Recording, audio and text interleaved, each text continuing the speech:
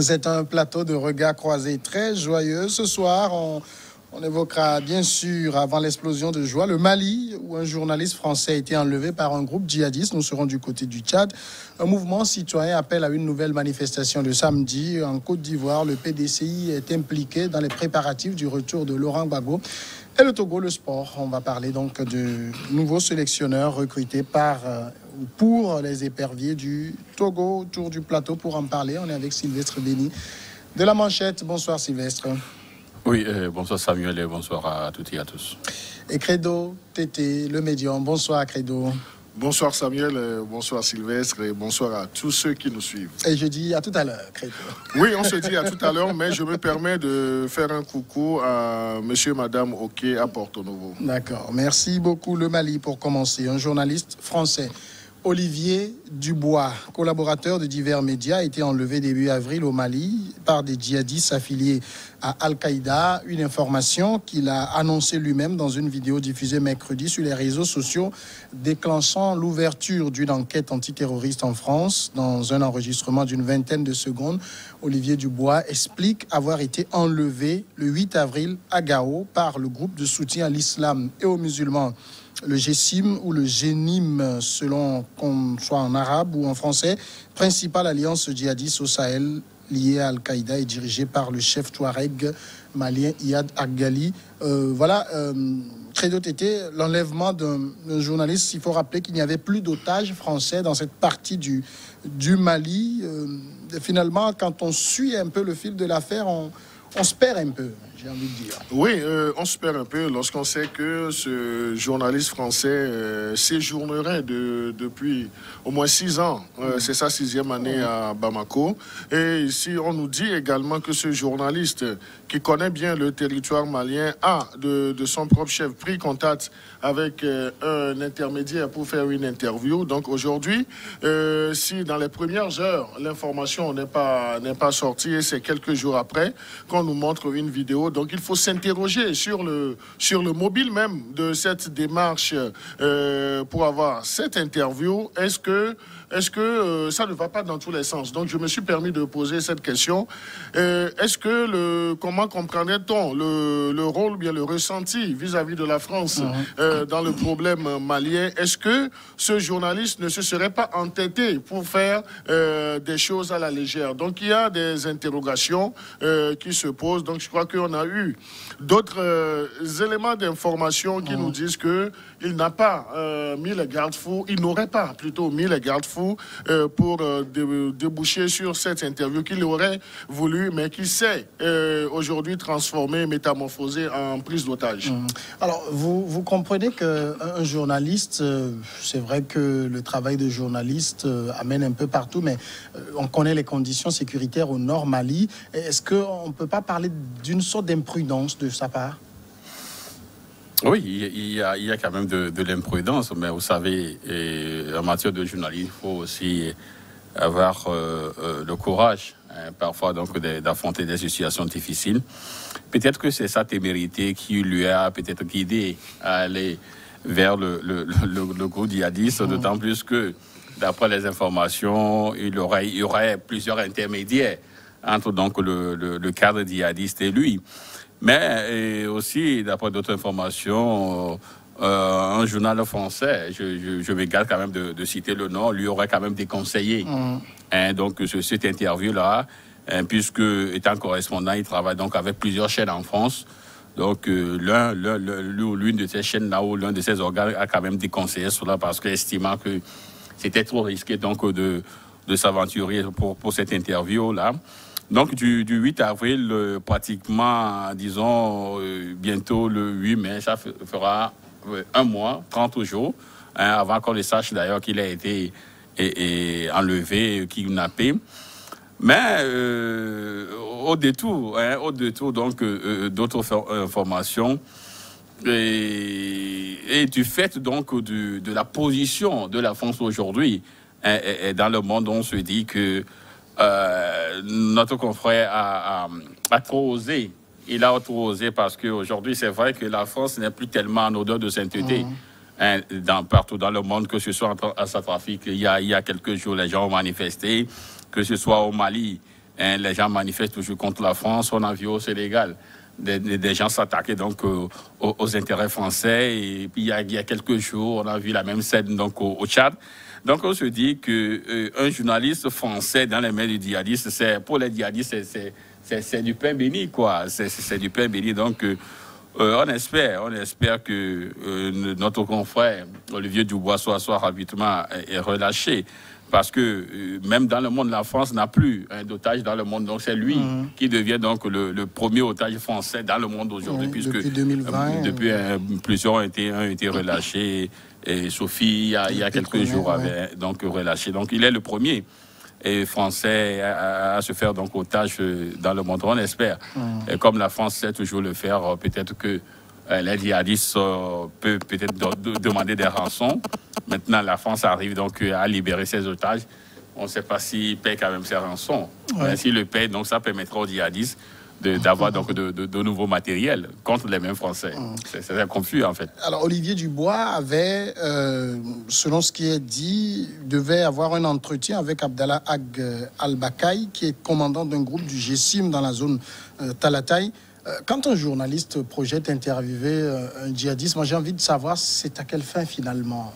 Non, mais je crois que la fin, s'il aurait pu, disons, réaliser l'interview, donc ce sont les éléments qu'il va mettre à la disposition. Donc ce n'est pas encore, ce n'est pas une mauvaise chose en soi que de vouloir interviewer un djihadiste et écouter l'autre partie, parce que les djihadistes aussi ont leur motivation, même si le commun des mortels n'épouse pas toutes les motivations des djihadistes, mais il faut toujours aller vers eux. Maintenant, je me dis, est-ce que les conditions s'y prêtent? Est-ce que les garde-fous ont été mis en place pour pouvoir réaliser cette interview sans qu'il n'ait d'anicroche? Donc aujourd'hui, ce que nous pouvons dire, donc le journaliste Olivier, donc je crois qu'il a été assez léger dans l'approche. Donc tout d'abord, je ne pense pas qu'il ait pu informer même les autorités françaises de sa démarche pour avoir, disons, cette protection, pour étudier même l'éventualité, pour déboucher sur une possibilité même de réaliser cette interview. Mais de l'autre côté, est-ce qu'on ne pourrait pas dire que cela participerait dans une certaine mesure, disons, à ce qu'on ramène le débat français disons, dans la situation malienne. Parce qu'aujourd'hui, je crois que Béni a parlé du pain béni, donc c'est une bonne chose, parce que pour les djihadistes aujourd'hui, avoir un otage français, donc c'est la porte ouverte à toute forme de chantage. Donc ils vont demander l'impossible à la France, et la France se retrouverait dans une situation de négociation, parce que le président français ou bien les autorités françaises n'ont pas intérêt à ce que le journaliste français trépasse. Donc ils doivent faire des concessions, et c'est là où c'est un peu grave, mais on pourrait également se poser la question, est-ce que ce n'est pas quelqu'un qui s'est offert pour faire bénéficier ce groupe djihadiste de moyens en retour des rançons? Parce que on peut... Toutes les scènes sont possibles. Toutes les scènes sont possibles, parce que je voudrais insister encore sur la légèreté même de sa démarche. Oui. Donc la situation. Quelqu'un qui est au Mali, qui vit au Mali, qui travaille au Mali depuis 2015. Donc il n'a pas pris toutes les mesures sécuritaires possibles. Donc il n'a pas vraiment étudié le terrain, et on nous dit tout de go qu'il a pris contact avec un intermédiaire, mais qui nous dit que cet intermédiaire, et lorsque vous suivez même la vidéo de notre confrère, vous voyez, c'est vrai, il est dans un état d'anxiété, mais la vidéo, si on doit décortiquer cela, donc on peut essayer de lire beaucoup de choses. Alors ici, il y a un rendez-vous qui a été pris avec ce qu'on appelle un fixeur, quelqu'un qui aide donc à entrer en contact avec les djihadistes. Les deux hommes, Olivier est parti à Gao le 8 avril. Le fixeur l'a mené dans une rue de Gao, et un véhicule est venu le prendre, selon les mots même du fixeur, qui a sonné l'alerte quelques moments après. Tout ça, quand on suit de près, on se dit qu'en amont, il a dû prendre des contacts avec celui qu'il allait interviewer. Il y a eu un accord de principe, en tout cas. Qu'est-ce qui aurait mal tourné à la dernière minute pour qu'on décide de l'enlever? Oui, d'ailleurs, si nous parlons donc de l'enlèvement, c'est encore autre chose. Parce qu'on se dirait peut-être que le monsieur est quelque part dans la rue et que des gens sont venus, des inconnus sont venus l'enlever. Ça, c'est autre chose. Maintenant, il est allé s'offrir. Il est allé s'offrir, pas d'autant plus qu'on dit que c'est lui qui a pris des rendez-vous avec un cab. Donc, ça veut dire qu'en amont, il y a des dispositions qui ont été prises. Il va réaliser son interview et il revient. Maintenant, du 8 jusqu'à aujourd'hui, pourquoi ce temps de silence? Sa famille, moi, je sors de la maison, je ne reviens pas le lendemain. Déjà, ma famille doit être inquiète et lancer l'alerte. Pourquoi est-ce qu'on a attendu pendant plus de 25 jours ou 26 jours avant donc de nous dire que le monsieur, c'est-à-dire du 8 et bientôt le 8 mai, ça fera 30 jours. Pourquoi ce silence-là, jusqu'à aujourd'hui, un mois après, qu'on officialise que le monsieur a été enlevé? Et vous savez que au niveau donc, du nord donc, du Mali, il y a aussi d'autres groupes criminels qui peuvent également le prendre et aller donc peut-être, bon, disons, entre guillemets, le vendre donc, aux djihadistes, donc quitte à eux donc, de faire le reste. Donc il y a tellement donc, de flou qui entoure donc, du moins cette affaire-là. Et quelque part aussi, je ne dis pas que c'est également une possibilité que ça peut être aussi des arrangements. Ça peut être aussi des arrangements entre, du moins, quelques groupes djihadistes ou quelques criminels et tout. Après, on a des rançons, on peut se le partager. C'est possible. Il y a tellement donc, de pistes à explorer aujourd'hui.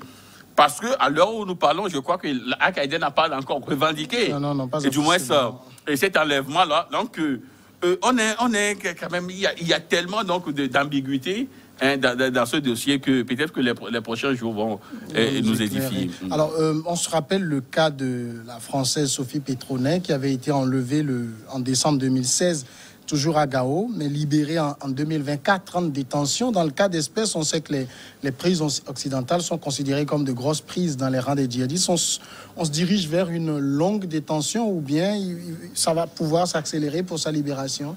Non, c'est vrai, dans une certaine mesure, les autorités françaises vont s'investir, mais il faudrait que ce que les autorités françaises vont proposer, disons, ait l'assentiment du groupe djihadiste qu'il a pris. Donc, ça sera... Donc, on ne peut pas dire que du jour au lendemain, notre confrère Olivier peut recouvrer sa liberté. Ça peut être plausible aussi lorsque le gouvernement français va vouloir accéder, disons, à toutes ces demandes. Mais connaissant également les autorités françaises, certes, ils ont la pression de l'opinion, de l'opinion française pour sauver le citoyen français, mais également, ils ne sont pas prêts. Donc, on a vu, avec le cas Sophie, donc on a vu que les discussions ont pris de longs mois. Donc, aujourd'hui, moi, je voudrais m'interroger, est-ce que c'est un otage ordinaire ou bien est-ce que c'est un produit préfabriqué dans le milieu, dans le monde des otages? Parce que Sylvestre a peint, disons, une image tout de suite. Et si nous considérons du 8 avril jusqu'en début mai, donc on ne peut pas dire. Il y a des doutes même sur une réelle prise d'otage parce que sa famille est là. Donc le monsieur ne vit pas seul au Mali. Donc il y a sa famille. Même si vous sortez le matin jusqu'à tard dans la nuit, vous ne faites pas signe, vos portables sont inaccessibles. Donc il y a déjà l'alerte qui est lancée. Et de surcroît, un citoyen français, donc je crois que l'ambassade devrait avoir l'information dans les minutes qui suivent, disons, l'expression de l'inquiétude. Donc là, si les autorités françaises ont mis, disons, un mois pour officialiser, disons, cette prise d'otage, je suppose que entre-temps, il y aurait eu des discussions qui ont achoppé ou bien que les discussions se poursuivent. Mais il y a un flou qui entoure, disons, cette prise d'otage, mais je ne sais pas à quel dessein, à quel but c'est fait, mais toujours est-il que les djihadistes ont besoin de moyens financiers.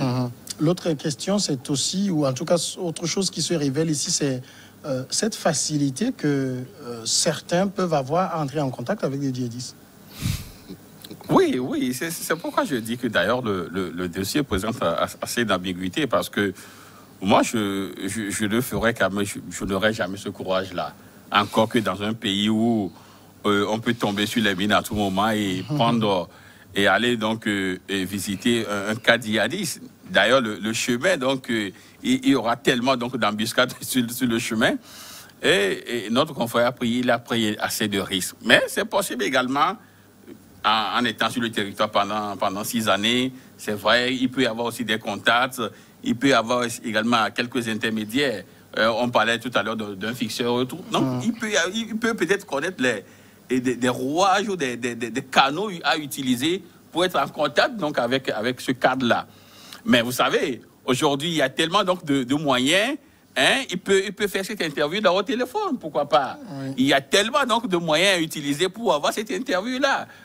Pas forcément donc, aller au contact physique de la personne, en sachant que le nord n'est pas assez sécurisé. Donc, je me dis que pour l'instant, je ne vois pas. Nous sommes dans un tunnel sans bout, parce qu'il y a tellement donc, de choses qui ne donnent pas assez d'éléments pour apprécier et du moins ce courage-là de Olivier Dubois. En tout cas, ce qu'on peut lui souhaiter, c'est de recouvrer rapidement la liberté. Oui, c'est tout ce que nous pouvons dire. Mais moi, je voudrais insister. Donc, il s'est mis dans un cul-de-sac. Donc, les issues sont assez serrées. Et cela ne dépendra que de comment la France va bouger, de comment est-ce que la France va faire des concessions. On va marquer la première pause et nous revenons après pour poursuivre.